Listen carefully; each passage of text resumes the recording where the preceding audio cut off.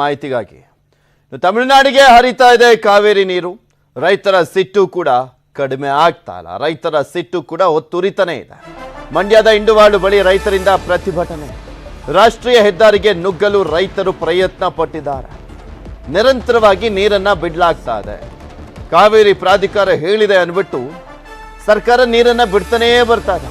ಒಂದಿನ 15,000, 8,000, 10,000, 12,000 ಈ ರೀತಿಯಾಗಿ ನೀರನ್ನ ಬಿಡಲಾಗ್ತಾ ಇರುವಂತ ಹಿನ್ನೆಲೆಯಲ್ಲಿ ರೈತರು ಕೂಡ ಆಕ್ರೋಶವನ್ನು ವ್ಯಕ್ತಪಡಿಸ್ತಾ ಇದ್ದಾರೆ. ಅದು ಮುಂದುವರಿತಾ ರೈತರನ್ನ ತಡೆಯಲಿಕ್ಕೆ ಪೊಲೀಸರಿಂದ ಯತ್ನವನ್ನ ಮಾಡಲಾಗಿದೆ. ಪೊಲೀಸರು ಮತ್ತು ರೈತರ ನಡುವೆ ವಾಗ್ವಾದ ಕೂಡ ನಡೆದಿದೆ. ಮತ್ತು ಒಂದ್ ಕಡೆ ನಾಳೆ ಕಾವೇರಿ ವಿಚಾರವಾಗಿ ಸರ್ವಪಕ್ಷ ಸಭೆ ನಡೆಯಲಿದ್ದು ಸಿಎಂ ಸಿದ್ದರಾಮಯ್ಯ ಅವರು ಕುಮಾರಸ್ವಾಮಿ ಅವರು ಕೂಡ ಆಹ್ವಾನವನ್ನ ಕೊಟ್ಟಿದ್ದಾರೆ.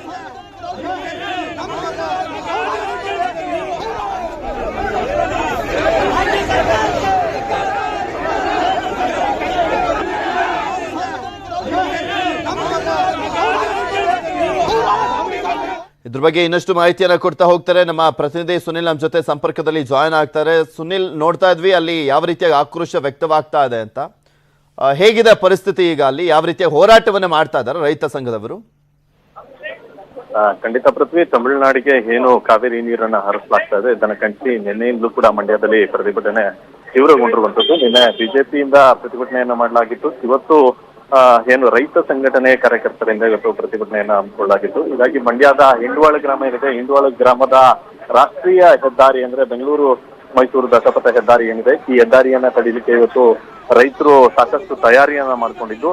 ಹೀಗಾಗಿ ಪೊಲೀಸರು ಕೂಡ ಸಾಕಷ್ಟು ಮುಂಜಾಗ್ರತಾ ಕ್ರಮವನ್ನ ತೆಗೆದುಕೊಂಡಿದ್ರು. ಸಾಕಷ್ಟು ಬ್ಯಾರಿಕೇಡ್ಗಳನ್ನ ಹಾಕಿದ್ರು. ಸುಮಾರು 5ಕ್ಕೂ ಹೆಚ್ಚು KSRP ತುಕಡಿಗಳನ್ನ ನಿಯೋಜನೆ ಮಾಡಲಾಗಿತ್ತು. ಸುಮಾರು 300ಕ್ಕೂ ಹೆಚ್ಚು ಪೊಲೀಸರನ್ನ ಕೂಡ ಸ್ಥಳದಲ್ಲಿ ನಿಯೋಜನೆ ಮಾಡಲಾಗಿತ್ತು. ಹೀಗಾಗಿ ಸುಮಾರು 11:30 ಅಷ್ಟರಲ್ಲಿ ರೈತರು ಏನು ಬೆಂಗಳೂರು ಮೈಸೂರು ಹೆದ್ದಾರಿಯ ತಡೀಲಿಕ್ಕೆ ಅಂತ ಆಗಮಿಸಿದ್ರು. ಈ ಒಂದು ಸಂದರ್ಭದಲ್ಲಿ ಪೊಲೀಸರು ಬ್ಯಾರಿಕೇಡ್ಗಳನ್ನ ಹಾಕಿ ರೈತರನ್ನ ತಡೆಯುವಂತ ಕೆಲಸವನ್ನ ಮಾಡಿದ್ರು. ಈ ವೇಳೆ ಏನ್ ರೈತರು ತಾವು ತಂದಿದ್ದಂತ ಎತ್ತಿನ ಗಾಡಿ ಅಂದ್ರೆ ಜಾನುವಾರುಗಳ ಸಮೇತ ಆ ಬ್ಯಾರಿಕೇಡ್ಗಳನ್ನ ತಳ್ಳಿಕೊಂಡು ಒಂದು ರಾಷ್ಟ್ರೀಯ ಹೆದ್ದಾರಿಗೆ ನುಗ್ಗಲು ಪ್ರಯತ್ನವನ್ನ ಮಾಡಿದ್ರು. ಆದ್ರೆ ಪೊಲೀಸರು ಇದಕ್ಕೆ ಅವಕಾಶವನ್ನ ಕೊಡ್ಲಿಲ್ಲ. ಯಾಕಂದ್ರೆ ರಾಷ್ಟ್ರೀಯ ಹೆದ್ದಾರಿನಲ್ಲಿ ಪ್ರತಿಭಟನೆ ಮಾಡುವಂತದ್ದು, ರಾಷ್ಟ್ರೀಯ ಹೆದ್ದಾರಿಯನ್ನ ತಡೆಯುವಂತದ್ದು ಅಪರಾಧ ಅನ್ನುವಂತ ನಿಟ್ಟಿನಲ್ಲಿ ಪೊಲೀಸರು ಅವರಿಗೆ ಅನುಮತಿಯನ್ನ ಕೊಡ್ಲಿಲ್ಲ.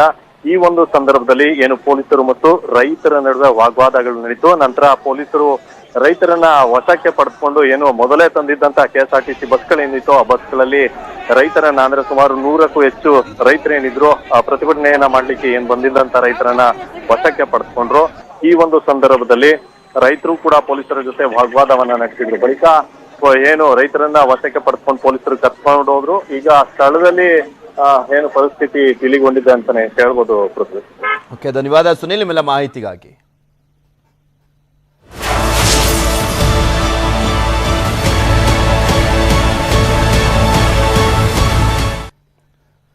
ಭಾರತದ ಹೆಮ್ಮೆಯ ಚಂದ್ರಯಾನ 3